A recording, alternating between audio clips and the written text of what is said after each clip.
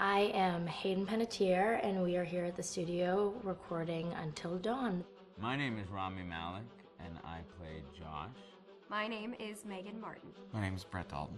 My name is Antonella Lentini, and I played Hannah and Beth. My name is Jordan Fisher, and I play the character Matthew, Matt for short. I'm Nicole Bloom, and I play Emily in the game.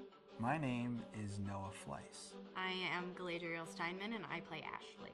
So Until Dawn is the story of 8 teenagers who revisit this cabin in the woods about a year later after a really traumatic experience where I've lost 2 of my sisters, so coming to kind of get some closure in that respect.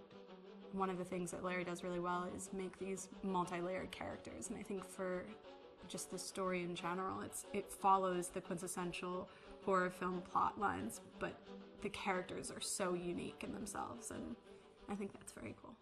Oh, I hope this was the right thing to do. What? You know, getting everyone together on the anniversary. I mean, Josh seemed really pumped about us all doing something, didn't he? Yeah, no, he definitely did. I haven't seen him so excited about something in forever. Good, good.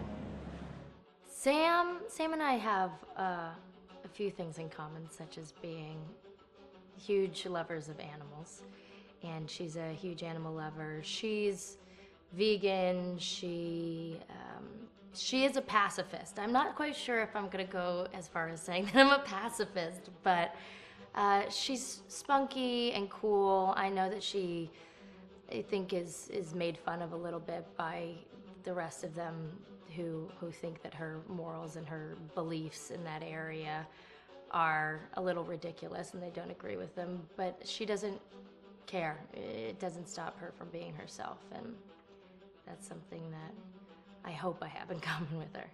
You know, he definitely can be depressed at some times and a bit of a loner, but he takes some solace in one of his sister's friends, Sam, played by Hayden Panettiere, and invites everybody back to the same house the next year to kind of find some closure. Jessica she has a whole lot of personality. She is definitely the sort of mean girl character that, you know, at school she knows she's pretty, she knows that boys like her, and she's gonna use it to her advantage. He's got a big heart, and you can tell that that's very evident, especially how he treats his girlfriend, Emily, and, you know, he's kind of a meathead, but in the best way possible. She really knows what she wants, and she manages to get that from whomever it is, whether it be Matt or Mike. You know, she's really driven, and I can definitely relate to that. My character is Chris, and he is what society might consider the nerd of the group, and he kind of embraces it. Ashley she's a little more serious than some of the other girls. She's definitely very intelligent and thoughtful. She kind of looks at the whole big picture of things. She's not quite as geeky as Chris, but they connect in a lot of ways. Mike is like big guy on campus. He's the class president who has some charm and has a brain, and I don't know, people seem to like Mike. He gets away with a lot, though. He can be kind of jerky. The fact that he really just kind of wants everyone to be happy, and he's a people pleaser, and I can definitely attest to being, you know, that guy. I'm always the friend that wants everybody to be happy and wants everybody to be taken care of, and that's definitely Matt. But also, like, this character is just so fun. I rarely get to play the bitch, and so it was really fun to do that. The spirit of things, seriously, what's wrong with you? I'm just trying to lighten the mood, Em. Don't be like that. Like what? The way you're being, you always get like this. I just think this is just the coolest thing to be a part of, and I just think it's going to take the world by storm. I really do. I think this genre is the wave of the future, and I think that once people see the potential behind it, of getting to interact with the drama that you're witnessing unfold in such a realistic way, that this is how entertainment's going to be from now on.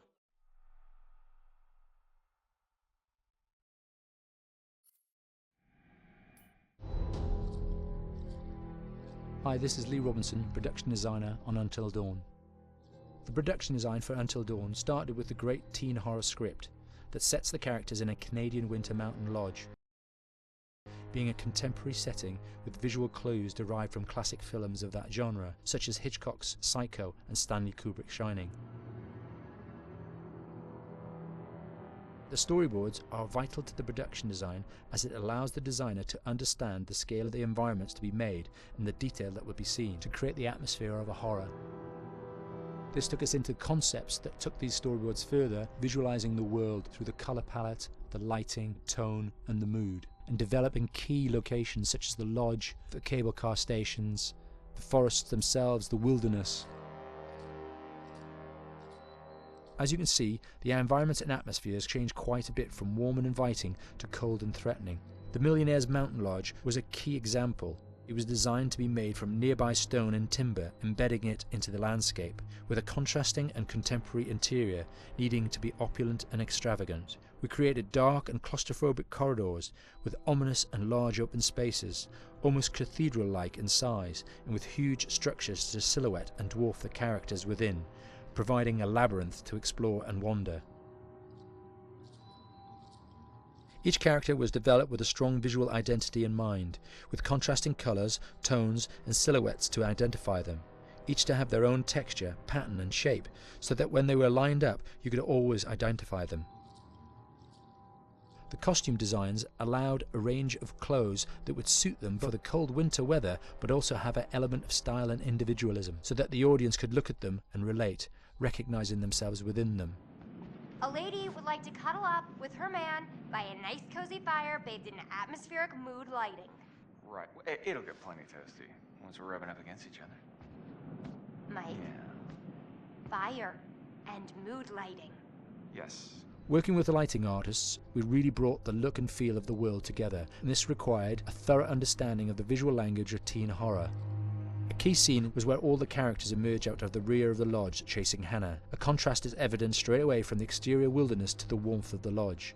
The attention to character lighting here is through the bounce and rim lighting, accented colours and composition, creating characters that come from the dark into the light and back again with an emotional effect. Guys, there's someone outside. What the hell? Hannah! What's going on? Where's my sister going? It's fine. She just can't take a joke. It was just a prank, Han.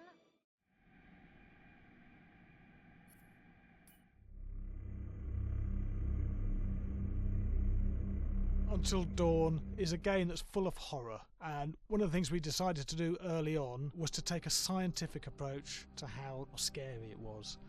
So we did experiments on people and we measured their responses to the game. We've created a test area. It's as close to a home setup as we can get it. We've recruited ordinary people to play the game and we've left them to play it on their own. You're turning the light off.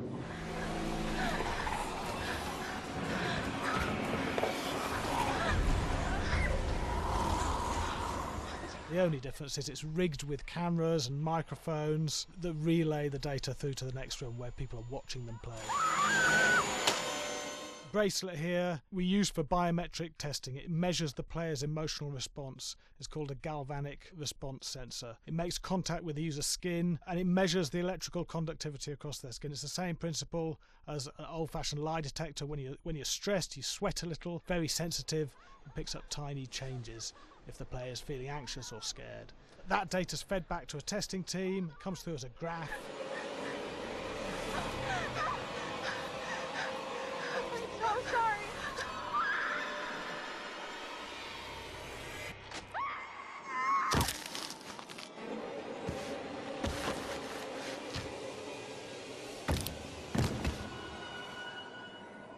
There's no point testing one or two people, you have to test a lot of people. Watch your step. When we have a scare that's consistently has a measurable emotional response, then we knew it was good. If it didn't have that, it goes back to the team for improvement. The data doesn't tell us what's wrong with the scare, it only tells us if it's working or not. Wait, okay, so you hear that too, right? Josh. Here we have a chapter relatively early in the game. Weirdly regular. nothing regular about it. We have to create tension and anxiety in the player so they are ready to receive the scare.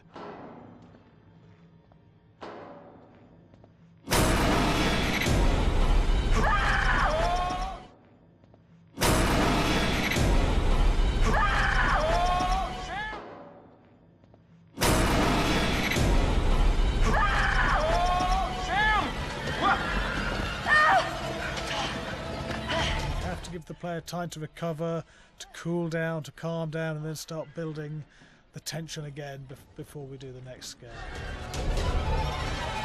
Hey. What? Hey. What the hell? Boom. You just got mugged.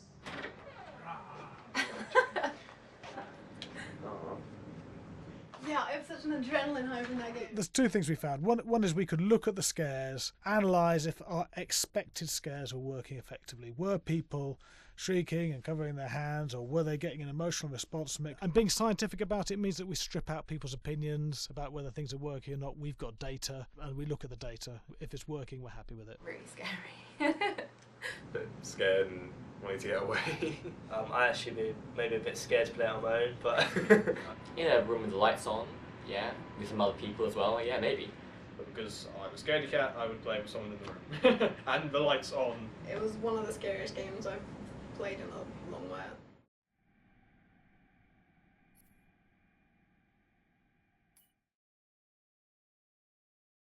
Hi, Larry. Hey, Graham. Hi, my name is Graham Resnick. I'm a filmmaker, writer, director, sound designer, and I started working with Larry Fessenden about 10, 15 years ago.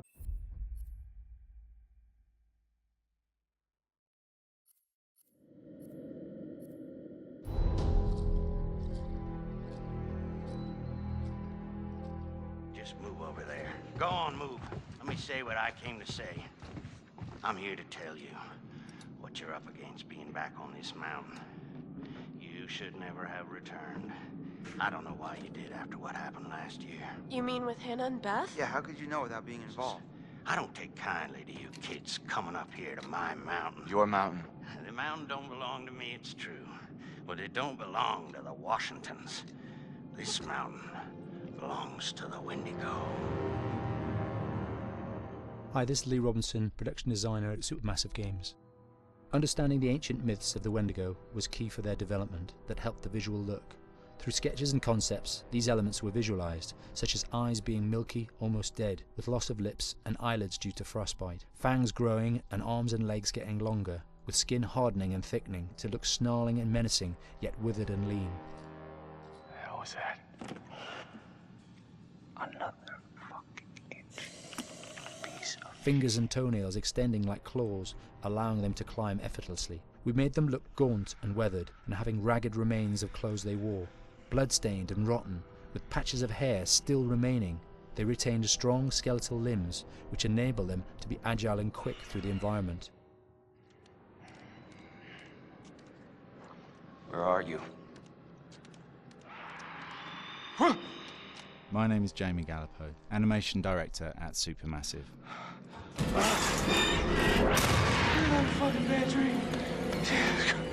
The overall direction on the creature was to be very strong, to be extremely fast. We wanted a spider-like movement to the creature. 1 minute scampering to leaping and then crawling, almost instantaneous.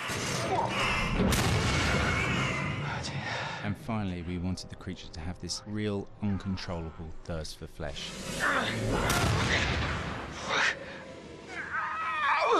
From a sound design perspective, the Wendigo is a real challenge. For the main vocalisations of the Wendigo, we used our own vocalisations, various different animals from the exotic to the farmyard, various plugins and processes to gel these sounds together and keep a human resonance behind that voice, telling the backstory of the Wendigo.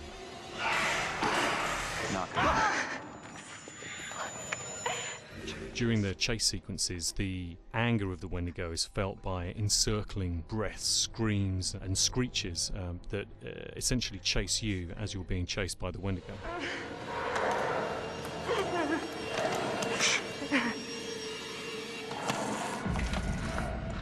We would layer them up in a multitude of layers, sometimes 15, 20 sounds playing at the same time, to build up the vocalizations for this fearsome creature which is always in attack mode, hyperactive, and chasing you throughout the game.